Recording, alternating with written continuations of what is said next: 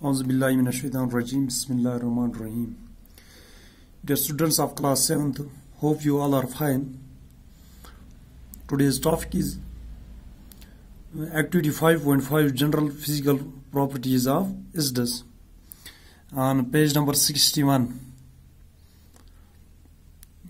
जैसे कि इस वाले चैप्टर में हमने पढ़ा है कि फर्स्टली SDUS क्या होते हैं, बेस क्या होते हैं.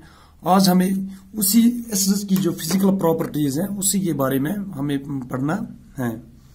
पहले क्या है, first point number first is they have सोर टेस्ट. ये हमने पहले भी पढ़ा है कि जो SDUS जो होते हैं दे हैव सोर इन टेस्ट. उनका टेस्ट जो होता है वो सोर होता है. और दूसरा वाली प्रॉपर्टीज की जो है that turn blue litmus solution into red but do not affect the red litmus solution. जैसे कि हमने पहले वाली चैप्टर में जो हमने लिटमस की बात की है, लिटमस पेपर्स की बात की है, वो कहां से आते हैं. उसमें दो तरह के लिटमस पेपर्स जो होते हैं, first one is blue and second one is red. उस वाले टॉपिक में हमने जो पढ़ा था कि लिटमस एंड न्यूट्रल डाई, वो हमने उसमें पढ़ा है कि वो किस तरह से प्रिपेयर होते हैं. जो ये ब्लू लिटमस है, अगर हम इसको एसिडिक सोल्यूशन में डालेंगे तो इसका कलर जो होता है वो चेंज हो जाता है इनटू रेड लिटमस सोल्यूशन में. सपोज अगर हम इस चीज को जो रेड लिटमस पेपर लाएंगे, इसको एसिडिक सोल्यूशन में डिप करेंगे तो उसमें कोई चेंज नहीं आएगी. सेम उसी तरह से ये कह रहा है कि अगर हम ब्लू लिटमस लाएंगे, इसका कलर जो होता है वो चेंज हो जाता है into red solution, red litmus में.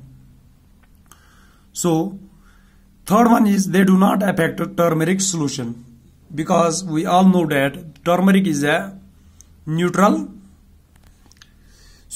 इसमें कोई चेंज नहीं आएगी.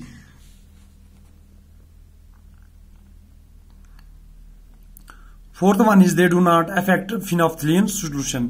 और जो फिनोल्फथालीन सोल्यूशन में इसमें भी उसकी कोई चेंज, कोई तब्दीली नहीं आएगी. And fifth one is they turn China rose solution into deep pink colour. जो चैना रोज सोल्यूशन है, इसका कलर जो होगा वो इसमें डीप पिंक कलर जो है इसमें चेंज हो जाएगा. Mineral acids such as sulfuric acids, hydrochloric acids and nitric acids are highly corrosive. Suppose जो mineral acids हैं such as उसमें क्या क्या आता है, सल्फ्यूरिक एसिड आता है, हाइड्रोक्लोरिक एसिड आता है जिसकी फॉर्मूला है HCl, एंड नाइट्रिक एसिड है, और हाईली करोजिव. और highly corrosive means they are very effective, we can not touch. अगर हम ये इस तरह से हाईली करोजिव होता है कि they cause painful blisters on the skin. Suppose अगर बाई चांस अगर ये हमारी स्किन से लग जाए तो वो वहां पे बर्न हो जाती है, वो जल जाती है, या वहां पे क्या होता है, वहां पे वो रेडनेस चढ़ जाती है विच, या वहां से स्वेलिंग स्टार्ट हो जाती है जो हमारी बॉडी के लिए बहुत ही पेनफुल होती है. Seventh one point is most of the acids are soluble in water. कुछ एसिड्स क्या होते हैं, they are soluble in water, they mix with water easily, means कि वो पानी के साथ आसानी से मिल सकते हैं और वो अफेक्ट नहीं करते हैं. जब वो पानी के साथ मिलते हैं तो वो अफेक्ट नहीं करते हैं. All acid solution in water are good conductors of electricity. तमाम एसिड जो होते हैं, एसिड सोल्यूशन जो होता है इन वाटर में, अगर हम इसकी बात करेंगे तो it is a good conductor of electricity, means the electricity passes easily in this very solution. इस सोल्यूशन में से जो इलेक्ट्रिसिटी है वो आसानी से पास हो सकती है. इसी तरह यहाँ पे एक ग्रीन टेबल दिया गया है. Do you know, you must have seen people getting their copper और brass cooking vessels coated with the metal कलाई. Why do they do so? Suppose कहते हैं कि जो ये कॉपर होता है, जो तांबा होता है, हमारे घरों में, सबों के घरों में होता है ऑलमोस्ट, क्या हम करते हैं कि उसके ऊपर से हम एक लेयर कोट चढ़ाते हैं, एक लेयर चढ़ाते हैं जिसको हम क्या कहते हैं, जिसको हम कलाई कहते हैं. जो हम अपने बर्तनों में, जो हम डेली यूज वेसल्स जो होते हैं, वो जो हम बर्तन इस्तेमाल करते हैं अपने घरों में, उनको हम एक शाइन कलर की कोट चढ़ाते हैं जिसको हम क्या कहते हैं, कलाई कहते हैं. Why do they do so? ये ऐसा क्यों होता है? When we cook food in these vessels without the coating of clay, the organic acid present in the food materials react with the copper and corrode it. क्या होता है कि जब हम गुजा खाते हैं, इन बर्तनों में जो हम गुजा खाते हैं, जो बिना कलाई के होते हैं, जो बिना मेटल कोट के होते हैं, सो जो इस फूड में जो ऑर्गेनिक एसिड्स जो होते हैं वो इसमें प्रेजेंट होते हैं, और वो किसके साथ मिलते हैं? वो कॉपर के साथ रिएक्ट करते हैं, वो कॉपर के साथ मिलते हैं और वो इसके ऊपर से जंग चढ़ाते हैं, रिएक्शन हो जाती है। Furthermore, one copper salt is formed by the acids are poisonous in nature. और क्या इसके बाद जो furthermore एक कॉपर सॉल्ट जो होते हैं जो इसमें बनते हैं, सो वो उस टाइप के एसिड्स जो होते हैं, जो इस टाइप की लेयर उसको चढ़ती हैं, सो जंग जैसे लग जाती हैं, वो पॉइजनस इन नेचर होते हैं, वो जहरीला होता है। द कलाई protects the vessels from the action of acids from a vial and hence. जो कलाई होती है ये क्या करती है? ये इसको बचाती है, किसको? कॉपर को जंग लगने से या इसमें रिएक्शन होने से, ताकि ये पॉइजनस ना बनाए हमारे लिए। एंड जो ये फूड मटेरियल्स हैं इसमें जो एसिड्स होते हैं वो इसके साथ ना मिले, इट प्रिवेंट, ये इसको बचाती है। However, these days quite a number of people use stainless steel cooking vessels because they are not affected by the acids present in their food materials. However, आज के दौर में जो है मोस्टली जो पीपल होते हैं वो स्टील के वेसल्स जो होते हैं, स्टील के यूटेंसिल्स जो होते हैं, स्टील के बर्तन इस्तेमाल करते हैं ताकि इनमें रिएक्शन ना होती है, because they are lustrous, they are not corrosive, उनमें जंग नहीं लगती है एंड इनमें से कोई असर इस प्रोसेस से नहीं होता है, इसमें ये एसिड वगैरह नहीं मिलता है, so it is safe. And second one point is acid rain. क्या होता है? Rain containing trace of minerals acids such as hydrochloric acid, nitric acid is called acidic rain.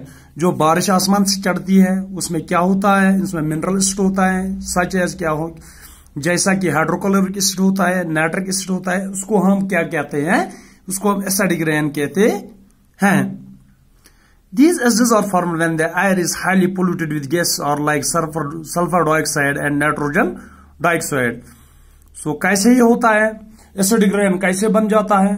जबकि जो हमारा माहौल जो होता है, जो हमारा इन्वायरमेंट होता है, when it is polluted, जब ये बहुत ज्यादा आलूदा हो जाता है, इसमें धुआं वगैरह ज्यादा चढ़ता है, गर्दो गुबार जो होता है ऊपर चला जाता है, so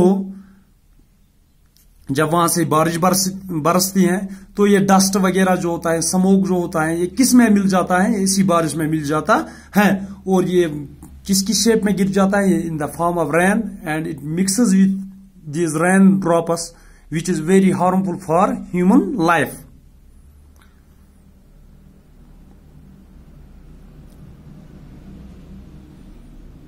due to excessive burning of coal and petroleum products, the above mentioned gas dissolved in rain and droplets cause rain. जैसे कि मैंने ऑलरेडी बताया आपको कि जो कोल या पेट्रोलियम माइनिंग होती है या एक्सट्रैक्शन ऑफ कोल्स हो जाते हैं, या हम बर्न करते हैं, फॉसिल फ्यूल्स जलाते हैं या कोल जलाते हैं, तो वहां से वो धुआं निकलता है जिसमें कार्बन डाइऑक्साइड, नाइट्रोजन डाइऑक्साइड होता है। ये जब ज्यादा इसकी लेवल जो होती है वो ज्यादा, इसकी क्वांटिटी ज्यादा हो जाती है, तो ये ऊपर आसमान पे चढ़ जाता है, वहां से ये बारिश के साथ मिल जाता है, इसके साथ अच्छी तरीके से डिजॉल्व हो जाता है एंड जो रेन ड्रॉपलेट्स होता है ये एसिडिक रेन बन जाते हैं। The acid rain can cause extensive damage of the forest and crops, they die. Furthermore, the acids in acid rain reacts chemically with the building materials of house and historical moments, thus the building is gradually decay. क्या होता है? जो acid rain होता है ये harmful होता है even की human life as well as plant life के लिए भी। ये डैमेज करता है फॉरेस्टों को भी, और कोई प्लांट्स जो होते हैं उनके लिए भी ये जहरीला होता है, उनके लिए भी ये डेंजरस होता है, उनके लिए भी ये हार्मफुल होता है। बिकॉज ऑफ दैट इसमें केमिकल्स जो मिलते हैं ये उन चीजों के लिए ठीक नहीं होता है। सपोज इट इज ऑल्सो न कि ये ह्यूमन लाइफ के लिए या प्लांट्स के लिए हार्मफुल है, बल्कि as well as it is harmful for buildings जो हम बनाते हैं, सपोज हमारे हाउसेस हैं या और कोई कंस्ट्रक्शन होती है, उनके लिए भी ये हार्मफुल होता है। बिकॉज जो बिल्डिंग मटेरियल्स एंड हाउसेस जो हिस्टोरिकल मोमेंट्स के जो बे रखे गए हैं, जो याददाश्त के तौर पर कुछ इमारतें रखी गई हैं, उसके लिए भी ये हार्मफुल है।